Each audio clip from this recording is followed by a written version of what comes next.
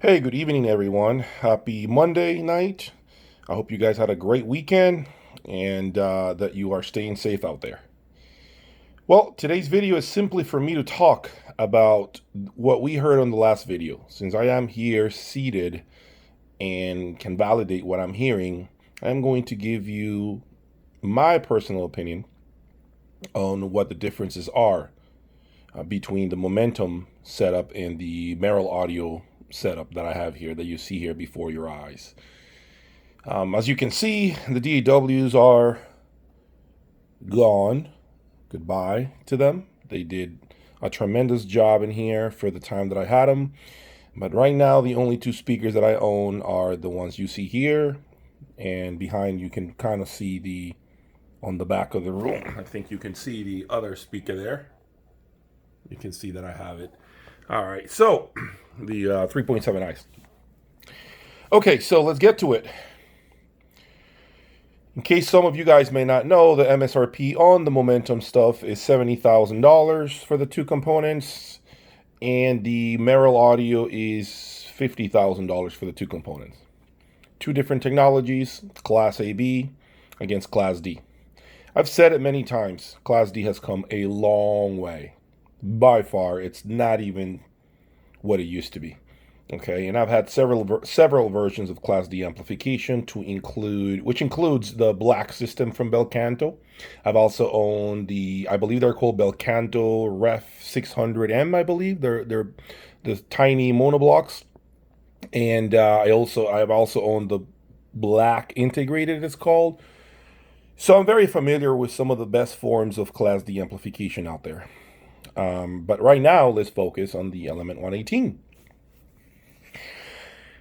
Okay, so first things first, the Element 118, based on the experience that I have so far with Class D, I want to get this out the way. It is the best Class D I have ever owned. It is better than the Belcanto Black system, in my opinion. It is better than, any other brand that has Class D that I have personally owned. Now, I know some of you guys are going to start recommending Class D that I may not have owned, and that's fine. But I'm speaking about what I've owned so far. Element 118s are the best Class D amps I have ever heard, I have ever owned, personally owned. We were trying to give you guys an understanding of how different or how alike Class D is to some of the best Class AB amplification out there. What the Momentum S250 is incredible for the money. I really think that besides the beautiful look and chassis, I think the Momentum 118 has an ability to just put you in a live performance. It's very smooth. It's very, very intimate sounding. I think it's a more refined version of the Luxman 900U. For sure it is. In addition to that, it's a much prettier piece. I mean, let's keep it real. Okay? So, it is a beautiful piece. It's very well built. And I think indeed, it makes you want to keep the amplifier just because of the way it looks. It really does.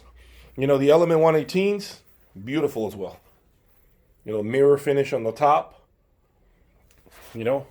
And some of you guys may not know, it has some adjustments in here. And I just read about those adjustments. I haven't emailed Merrill Audio yet, but I'm going to show you guys what I mean by that. Let me see if I can pull it up.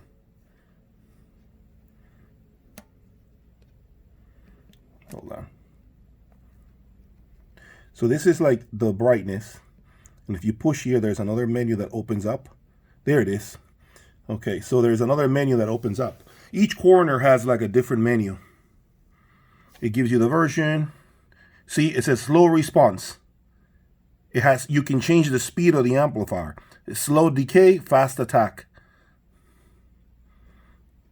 Medium decay, medium attack.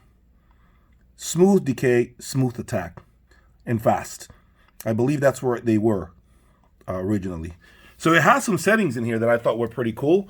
Now, I haven't been able to really verify what they do and understand what each one does. And I'm not going to assume that it's exactly what it says. I haven't played with them, but it does have that functionality. Okay, so Momentum S250, as I said, it is very musical, very beautiful sounding, built around Wilson Audio. So, to be fair, it has the most synergy with Wilson Audio than any other speaker out there. So it already had the upper hand against the Merrill Audio 118s.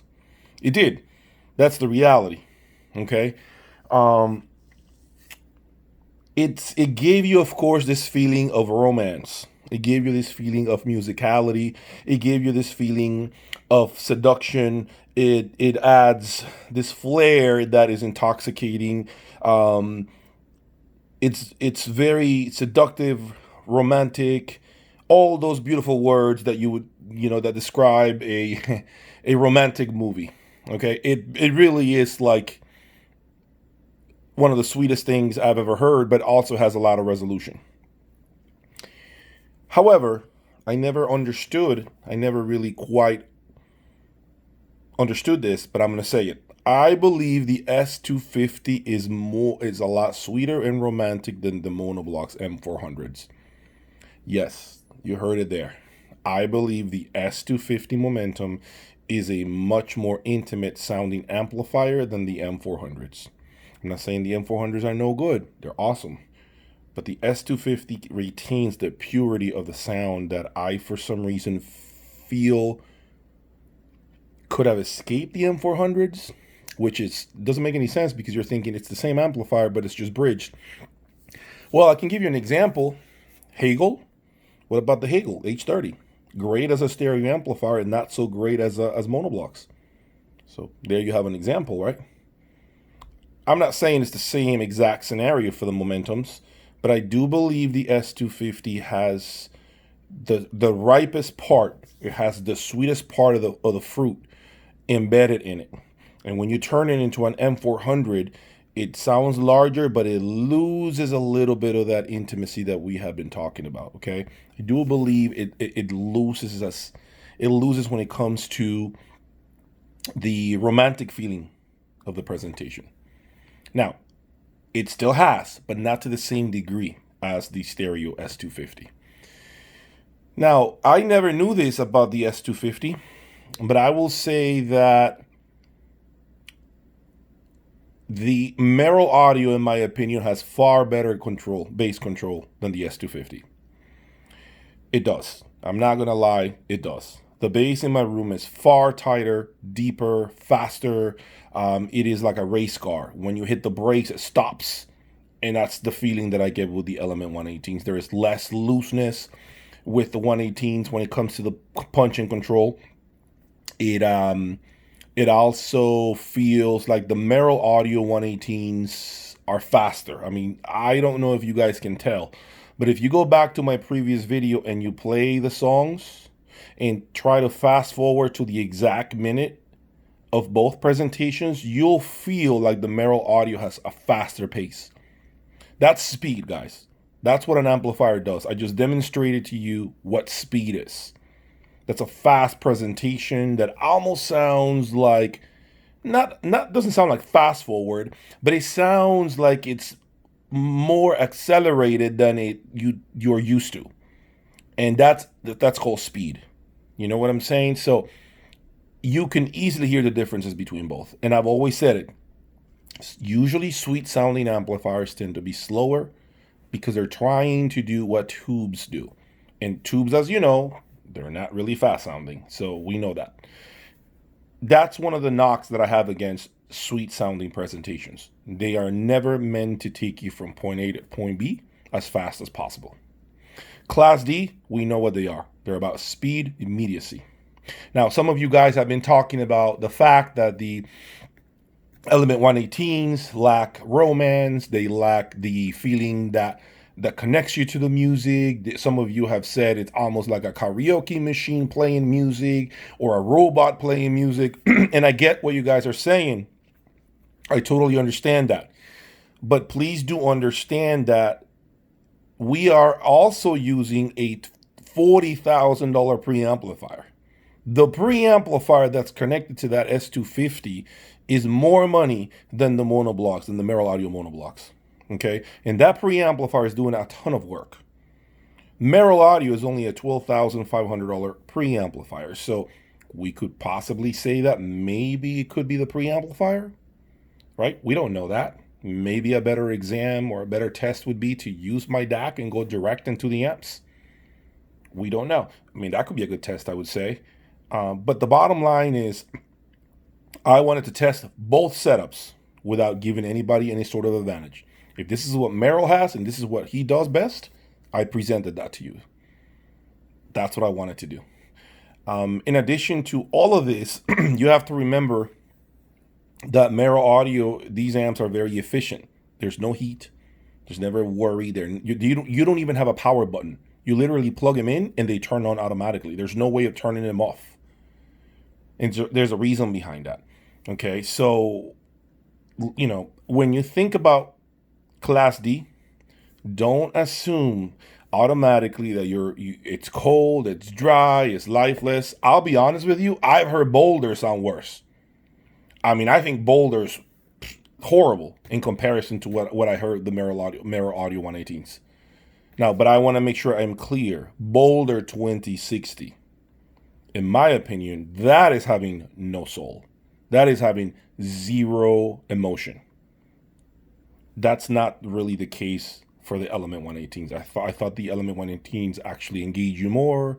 They do a lot of fun stuff. They have great drive and control and speed.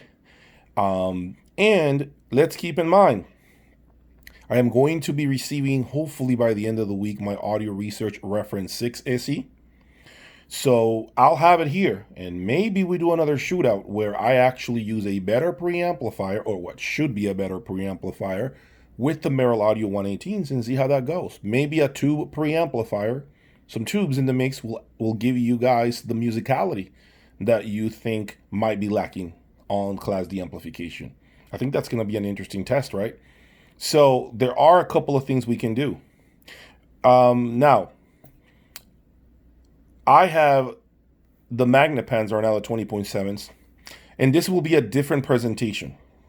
When we do, I'm going to do another shootout at the end of the week with the Maggie's 20.7s. Same setup as last week, but it's going to be just the Magnepans now. And we're going to hear a different speaker, completely different technology, give you something different. And maybe you guys can decide what you like best. Okay? I have my opinion formed when it comes to Merrill Audio. I think Merrill Audio, it's one incredible amp and preamp. As a matter of fact, one person that I know who bought the Christine because I recommended it, he can't even believe how good it is for the money. He comes from Audio Research, he comes from Air, he comes from a lot of other brands, and he still believes the Christine preamplifier is incredible for the money. And I have to agree with that. I mean, the Christine preamplifier really is almost like a window to your music. I don't really like the remote control because it looks like an Apple. It's like an Apple TV remote control, really small and easy to break and fragile and all of that.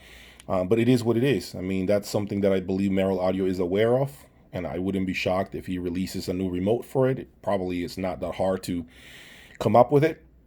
And so those are the only things and the only flaws that I find in general. I think that the Merrill Audio may not necessarily have the music in its soul the way the Momentum does. But keep in mind, Merrill is not trying to tune their his amps and preamps to sound a certain way.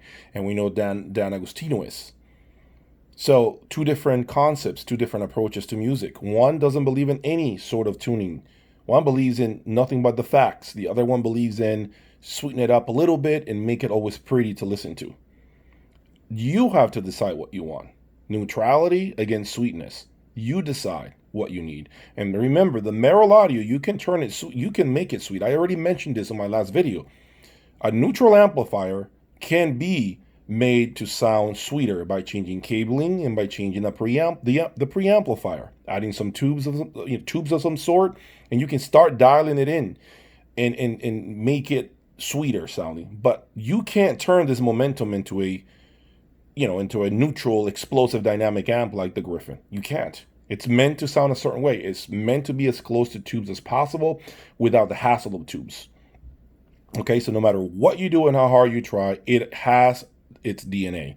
And you, as an audiophile, have to decide if that's the DNA you like or that's the one you dislike. A case could be made for those who prefer the Merrill audios who could argue, well, every song is always going to sound the same then. Every single song, it's going to feel like there is one color of to the music all the time. I want to hear all the colors. I want to hear the music sound horrible if it's horrible. I want to hear it sound good when it's good. I want to be able to digest the presentation the way it was meant to be heard, and that camp may prefer the Merrill audio. That's just facts.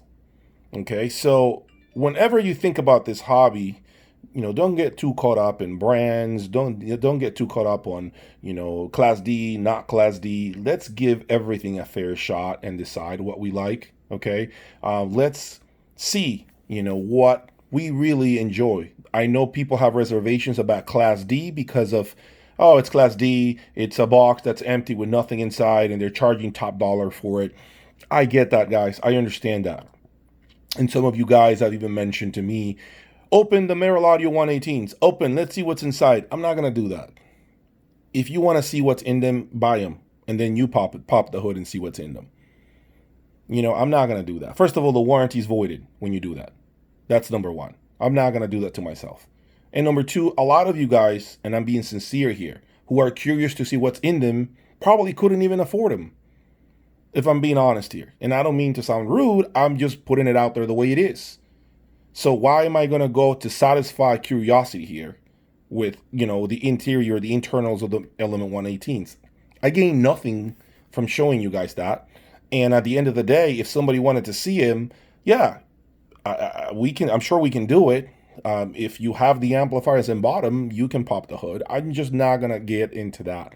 That's something that I believe each person needs to investigate on their own and figure out if, whatever is in them is to your liking or not.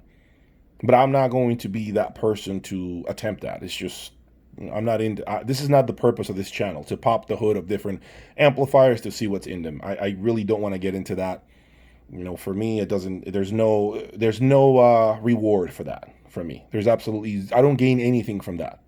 If anything, I actually would lose, because some of you may argue, well, you opened the amplifier, so, I feel like you might have been tampering it or something. So, no, I'm not going to get into that, guys. You got to understand where I'm coming from. I'm keeping it as real as possible, okay? I don't want to be, like, rubbing anybody off or anything like that. I just want to be honest with you all. I think that you guys like the fact that I can keep things real, and I don't have to be BSing anybody here, and as I mentioned to you, I'm giving you my feeling about what I have here, and you guys decide which one you like best. But at the end of the day, it's impressive what Class D is doing nowadays. To me, it's very impressive. I mean, this exercise that we did here would have never turned out to be the same, 5 years ago. Never. We would have never heard the same level of, presentation from the Class D camp as we heard right now with the Element 118s. So that's just a testament of how close it's getting. I believe within the next 5 years, mark my words, within the next 5 years, we are going to have some serious contenders. I believe they are going to nail it, and you're going to be hearing some Class D amplifiers that will be leaving you breathless. It's a matter of time, guys. Evolution needs to happen.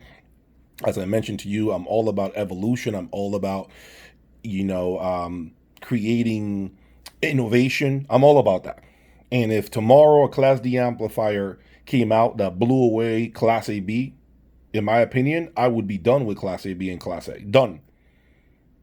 Why? Because I don't need to be spending, all the money in electricity. I don't need to have heaters in my room, cooking my room. Why would I want to go through that? If I found a Class D amplifier in the next 5 years that just killed a lot of Class AB and Class A designs, you would never see me with that anymore. I would never own that anymore. I would just keep a Class D amp. So I think we're getting closer and closer and closer to the mark. Only a few companies, there's another reason, guys. You guys know there's only a few companies who explore Class D amplification. And eventually, I do believe the bigger players will begin to join this arena. We'll start to enter the arena and try, because I know there is some audiophiles out there who love Class D. Okay, so it has to get better in order for all of us to begin to really believe in it and try it. Anyway, next video, guys, will probably be Friday, and it will be the 20.7s, as my speaker with the same setup from last week. We're going to do the same shootout. I might try 2 different types of speaker cables. I do not know. Just stay with me, please. And stay tuned for that one. I think you guys are going to enjoy it. I've been doing it on my own already, and it was very, very, very much fun. Okay, please subscribe and stay tuned for more.